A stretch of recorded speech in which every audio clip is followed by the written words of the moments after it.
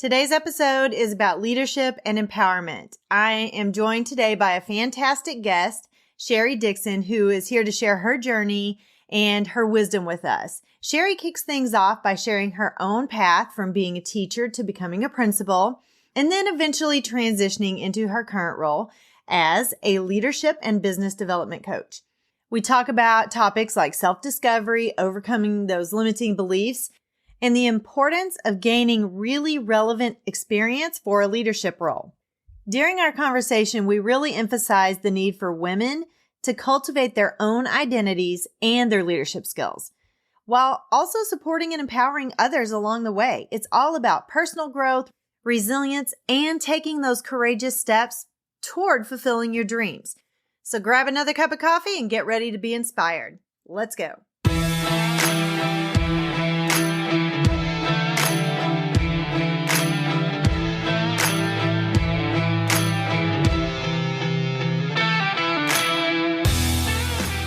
Hi, friend. Are you ready to move into a leadership position? Do you have interests and ambitions that you want to pursue, but feel like you don't know how to take that next step? Maybe you want to start your own coaching or consulting agency. I'm Mel, and I help educators define their career path through correct mindset, knowing your options, and getting prepared for your career transition. I will show you how to level up your leadership skills, share your expertise in a new way, create impact on a larger scale, and put your leadership in motion. As an educator for over 20 years, I started to feel underused and like I had more to give. I knew when the time had come for me to leave the classroom and affect change on a larger level. Now, I'm ready to help you determine where your talents and skills mesh with your passions and interests. Put your leadership in motion and move into that next phase of your educational career journey. Let me help you define your career path by having the right mindset, knowing your options, and getting prepared for that next leadership position. So power up and put your leadership in motion. Welcome to the show, everyone. I'm your host, Dr. Mel Vandevort, and today I'm going to double dip because I have an amazing guest with me today. So I'm actually going to put this episode on my Empowered Educator podcast and my Choose Your Next Yes podcast. And ladies, this one is a little more focused for you today. Guys, you can listen. It's totally fine. But we're going to be talking a little bit more to the women because we're going to be talking a little bit about women's leadership and just high achieving women. And so we really kind of want to focus on the ladies today. So I have today with me, I have Cheri Dixon. She's coming to us from Houston, Texas, and I'm super excited to have her on here. I think she's my long lost twin in a sense, because when we were doing the discovery call, it was almost like we were mirror images of each other in some of the things that were happening in our lives. So welcome to the show, Cheri. I'm super excited to have you here today. Thank you, Mel. I am super excited as well. And you are right. I feel like everything you say, I'm like, oh yeah, I did that. Or I've had that happen. So we are long lost sisters for sure. Yes, I agree. And God puts people in your life for a reason. So I think he puts certain people in there just to validate what you're feeling sometimes. And then say, there's someone who's just like you and they're going through the same thing as you. And guess what? You're going to make it. Both of you are going to make it, or that person's already made it and you're going to be just fine because see, they came out unscathed on the other side. Or if you're a little bit scathed, I guess that's a word. I don't know. It's still okay. And you're going to make it through anyway. So Cheri, tell us a little bit about yourself, and then we're going to dive into today's content. Absolutely. So, like she said, I'm Cheri Dixon. I'm here in Houston, Texas. I'm a leadership and business development coach. I focus mainly working with female leaders and business owners who they had enough skill set to get started. They got into the right position or they started their journey in entrepreneurship. But we all know that those basic level skills are only going to take us so far. And so I work with those ladies who They want to be amazing. They don't want to just be average or just okay, even just good. Nobody wants to be just good. I guess that's that high achiever in me, and my belief. But knowing that there's so much research out in the world that says women hold themselves back as compared to men. And I really feel like we are doing ourselves a disservice. So that's kind of how I got onto that path. Coupled with my previous experience, I'm pretty new into my business. I started in June of 2023. After leaving public schools, I was a principal for 16 years, where I would go into failing schools and turn them around quickly so the state would not come and take them over. And so I learned a lot about successful organizations and what it takes to get you into that or onto that path of success so that you can be great. And I couple that information along with my experiences, and that's how I get here. I'm also a mom. I have a daughter who is 33 and she's getting married this year. So I'm very excited about that. Congratulations. Thank you. She's my only child. So of course we're going big. Yes. Going to be amazing, but she's also a teacher. She was in the classroom for about 6 years, and now she is a specialist outside of the classroom working with the littles. I was more upper elementary. She likes the littles, kindergarten and first grade. So I'll give her that piece, right?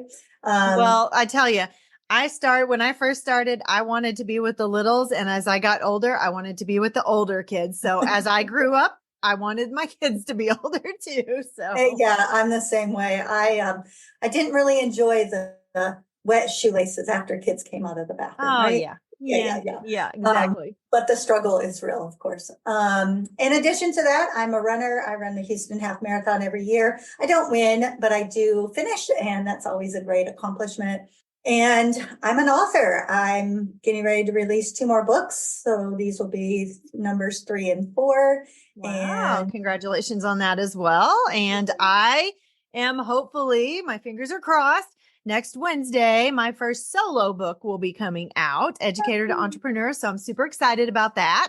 It's such an exciting and I almost said therapeutic kind of experience, right? Because it makes you, especially if you're writing about your own self, it makes you really understand. And I even wrote in a leadership book that will be coming out later this year.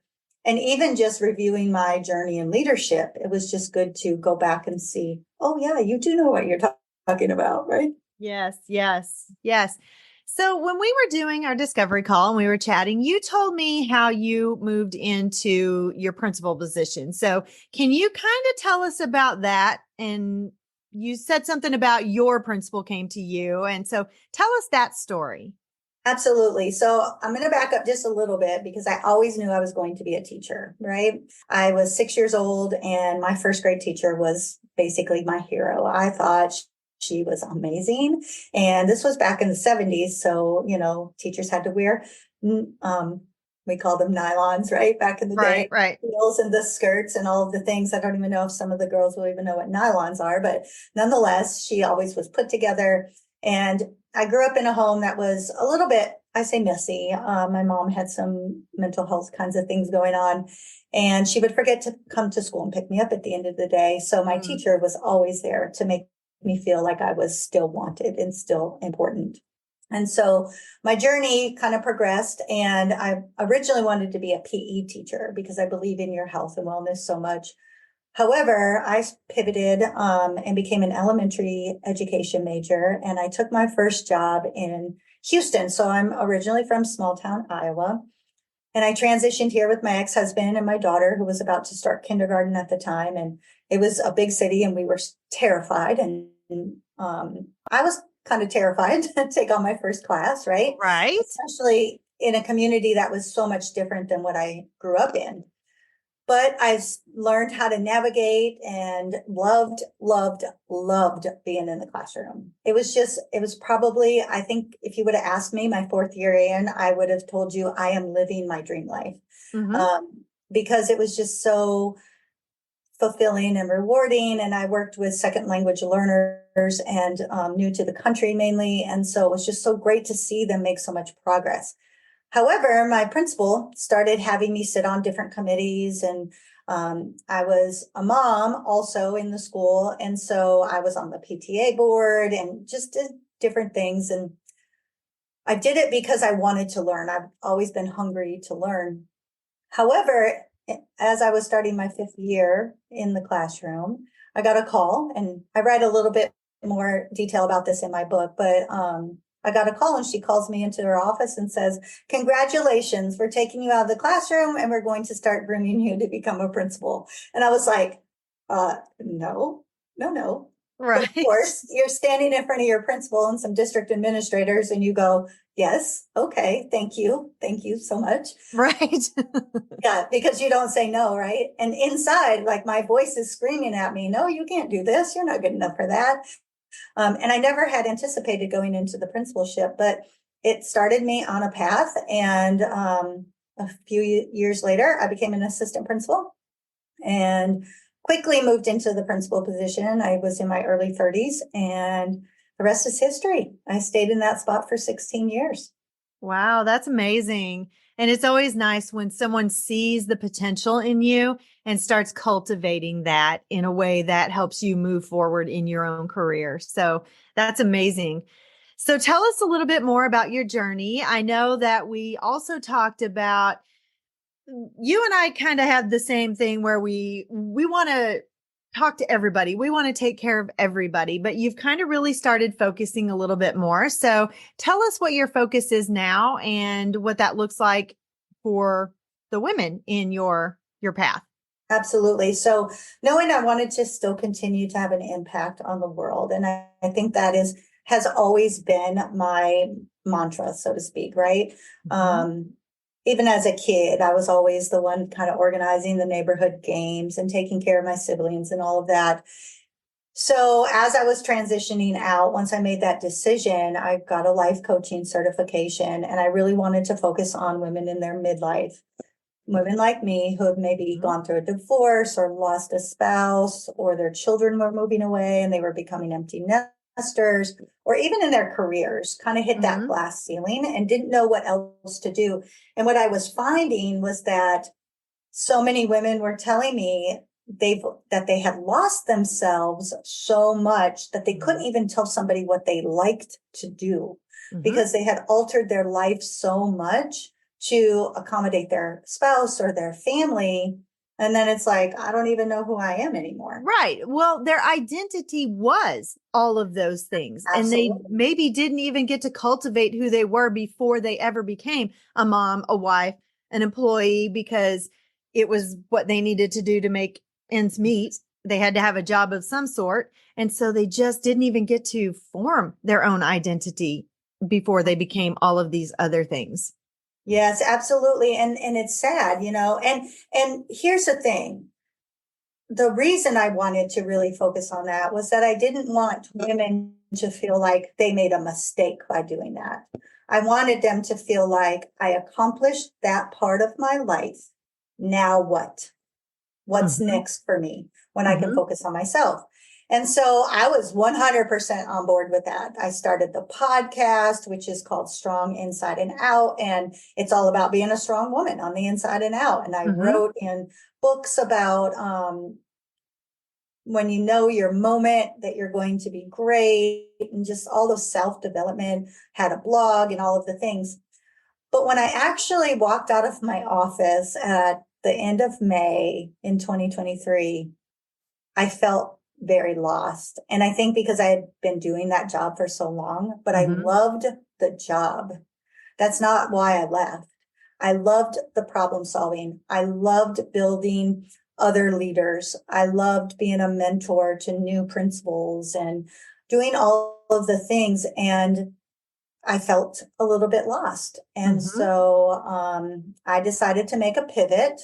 And that's when I felt like I really wanted to focus on women who are leaders, who are not afraid to be a leader, Mhm. who are not, and I'm going to say this in this manner, but go with me on it, who are not embarrassed about wanting to be the leader. Because I think a Yes. lot of women, yeah, you've seen it, I'm sure Yeah. a lot of women are like, well, if I'm the leader, I'm going to have to be bossy and I'm going to have to make people do things. Well, yes, but there's a way to do that. And it's not a shameful identity because we need good leaders in the world. We have a lot of leaders out there. We but do. We need leaders who will empower their people. And we don't have a lot of empowering leaders out there. Yes. And even the embarrassment can come from those limiting beliefs of, I'm not good enough to do this position and people aren't going to listen to me. Or I mean, there are so many things. I'm a perfectionist, and that is one of my biggest limiting beliefs, and didn't even realize that was a limiting belief for a long time, that perfectionism, because it's not good enough in my eyes to ever be put out into the world. And so that has held me back from doing a lot of things because I never think it's good enough. Yeah, you're absolutely right. Even I'll give you an example. I had a teacher I hired, my second year, I want to say, at this final school. So about 7 years ago. And she is on a path of being amazing. She was our district teacher of the year last year. She's just such a phenomenal person and teacher. And when I was starting this teacher anthology, so I have a book coming on National Teacher Day, May 7, called The Heroes in Our Classrooms. I hand selected teachers to write a chapter in my book about why they went into education and what they learned along the way, hopefully to get into the hands of others, right? Right. So I select her, and she comes to the first meeting, and I can tell, because I know her, I can tell she's processing something and she's hesitant. Well, we get ready to have our second meeting, and she calls me beforehand and she says, I'm really sorry, Miss Dixon, but I can't do this. And I said, well, why? Tell me why. What's going on? Let's talk this through. And she said, because my work is not good enough yet.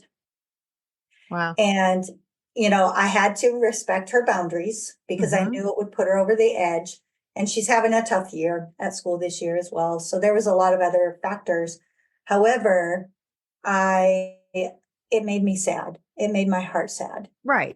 And those are the type of people. So in addition to working with current leaders, I also work with aspiring leaders, because those are the people that we need to have out in the world, that you care about your work so much that you're going to work hard to do your best, because that's what's going to impact the world in the future. Yes.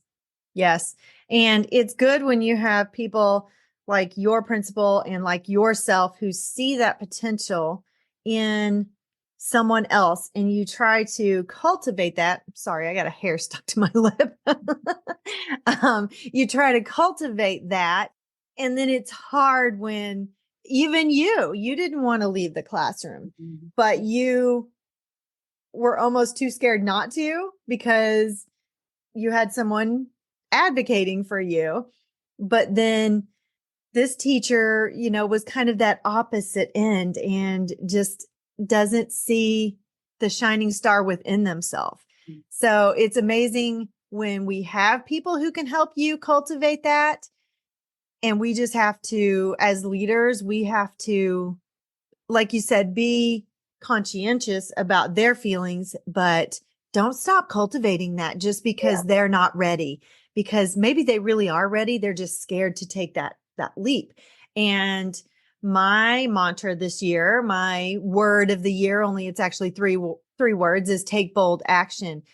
Do it imperfect. Get it out there. It doesn't matter that it's not perfect. Nobody's going to know it's not perfect but you. Well, and that's the thing, you said two important pieces. Number one, as leaders, it is our job to build other leaders. It really is. It is our duty. Somebody did that for all of us. And if every leader steps back and looks at their journey, we would all be able to say, yes, this person had an impact on my future success. Number two, we do have to know our people. And that's what makes us great leaders, is having those relationships with people. I'm not giving up on this girl. I even said to her, she sent me a message last week that she wants to change districts, and if I could be a reference. And I wrote back and said, I really wish that I was ready to hire people in my business because you would be one of my first hires. And she wrote back and said, thank you for not giving up on me after I didn't go into the book. So she knows exactly what I Yes. have planned for her, and she knows exactly what her path is going to be. But that's the thing. We have to have those skills as leaders to be able to go, okay, it might not be yet, but we're going to get there. And if you read my book, you'll hear my inner thoughts about that decision, because when I said no, no, no, no, no in my mind, when my principal was saying yes, yes, yes, yes, yes, it took me a minute. But I'm one of those people. I woke up one morning about 2 weeks after, and I said to my ex-husband at breakfast, all right, I'm going to do this. I'm going to become a Mm-hmm. principal. And he Mm-hmm. was like, okay. And I said, okay, it's going to be hard. And he's like, but you can do this. And Yes. I was on that path. So it was just, I had to digest it. I had to process it, and I had to be ready to leave something that was so comfortable and be uncomfortable for a little while as I was growing and moving into that next level. Right. And I didn't really have anybody that cultivated that leadership in me. Maybe a little bit, but not to the point of saying, I think you would make a great principal or anything like that. That was a desire that I had within myself. And that grew as I realized there are some things that can be better in education. And so that was my catalyst for going into administration. And now it's my catalyst for my own educational consultancy. But the point I want to make is you have to pour into others to help them grow. And it's not just about pouring into yourself to grow. You Mm-hmm. need people to pour into you, and you have to pour into others first, because once you start pouring into others, that's when you start realizing what your leadership potential is. And you can start cultivating your own leadership growth when you start pouring into others, because that's when you refine everything about yourself. So you define it, then you refine it. And that's part of my book as well, is that define, then refine as you go along, because your journey is never over. You are always going to be refining who you are, what your message is, and what you can pour into others. Absolutely. And I would have to say, just as a side note, I would have to disagree with you probably, because you did have somebody influence you, all those somebodies that were not doing something as well as it could have been done.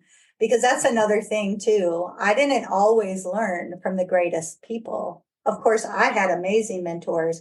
I had amazing schooling. I went to the University of Houston. I studied a while at Harvard. I mean, I had some amazing experiences, but I also had some really awful leaders on Yes. my journey that taught me everything not to do. And so I Yes. think we think the teachers that guide us and mold us are the ones that are amazing, but they're also the ones that aren't doing so great. And we know that there's a better way, or a more empowering way to do it.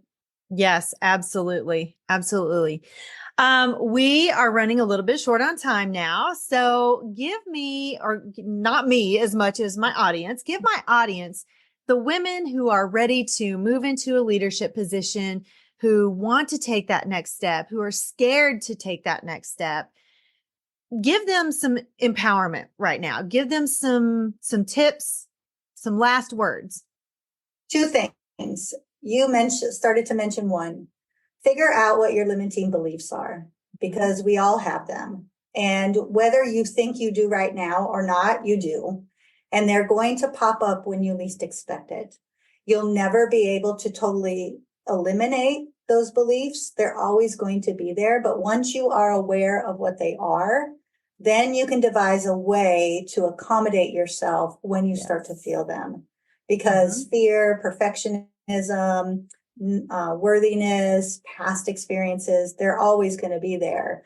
But you can overcome it by addressing it, right? Right. So that's nugget number one. And reframing your thinking. And So first reframing you your have to thinking. recognize it, then you have to reframe that thinking around it. Absolutely. And then number two, and this one, it's interesting because I just had a call with a potential lead this week, and she's just not ready, because when I said to her, you want to move into a leadership position, what are you doing to set yourself up to get some experiences without being in the formal position? Mm-hmm. Because she was telling me that she'll interview, but then she doesn't get the jobs because she doesn't have experience. And I say that to say, sometimes we have to start growing ourselves for the next position. Yes. So if you want to step into that, you're going to supervise a team of 5, let's just say, but you've never supervised anybody before. Donate your time. You're not going to get paid for it, but you have to be willing to put in some free time and gain that experience so that you have something to talk about. Yes. 2 things are going to happen when you do that. Number one, you're going to get some experience, right? And you can have the conversation. But number two, that's going to be more impressive to a potential hiring company or a set of clients or something, because you're giving of yourself to gain. And so many people don't want to do that. They want to just get into the position because they know their craft well, but that's great. But you need to be able to know your next step just as well. It's different knowing your craft and being able to do your craft. Exactly. And so you get more comfortable with yourself as a leader when you put yourself out there into these leadership positions. And that is one of the messages that I am constantly talking about on both podcasts, is putting yourself out there for those experiences. Volunteer, lead workshops, do whatever it takes to get that experience, refine your skills, and grow yourself first. Absolutely. I totally agree. See, we are like long lost sisters. I know it. I love it. I love it when God puts people in my life that I can connect with so seamlessly and so easily. So wonderful. So Cheri, tell us how we can connect with you. For sure. I am on social media, most active on Facebook and LinkedIn. And you can find me Cheri Dixon or Cheri Dixon Consulting. You can email me, Cheri at CheriDixonConsulting.com. I like things to all kind of match and be simple. And then of course the website is CheriDixonConsulting.com. But I would love to connect and even just kind of talk you through a couple of thought processes, to see if we're a fit to work together, or if not, get you on your road to being able to do big things and build a life that you love. Wonderful. And tell us one more time what the name of your book is that's coming out soon. It's coming out on May 28th, and it's called She Said Yes, and it made all the difference. You can find it on Amazon. It'll be ebook for 2 weeks, and then in June it will come out in paperback. But I've been getting a lot of amazing feedback so far, so it's something you want to get your hands on for sure. Wonderful, wonderful. And my own book is coming out hopefully next Wednesday, 4/24/24, and it's called Educator to Entrepreneur. So it will be on Amazon as well. Cheri, it has been such a blessing to have you on the show and to hear your perspective on women in leadership. And I'm just so happy that we got to connect. Thank you so much for coming on today. Thank you for having me. It's been a pleasure, and keep doing the great work, because so many people are leaving the world of education now, but still need to continue to impact the world in different ways. And I know collaborating like this, making sure that we stay on paths like this, so we can help everybody be able to get into their dream job, because when you love what you do, you never work a day in your life. Exactly. I love it. And do what sets your soul on fire. So wonderful. Thank you so much. And for my audience, you know that I will have all of Cheri's links in my show notes, so you won't have any trouble finding her or connecting with her. Thank you for joining me today on either podcast, and I will see you back here again next week. Bye-bye.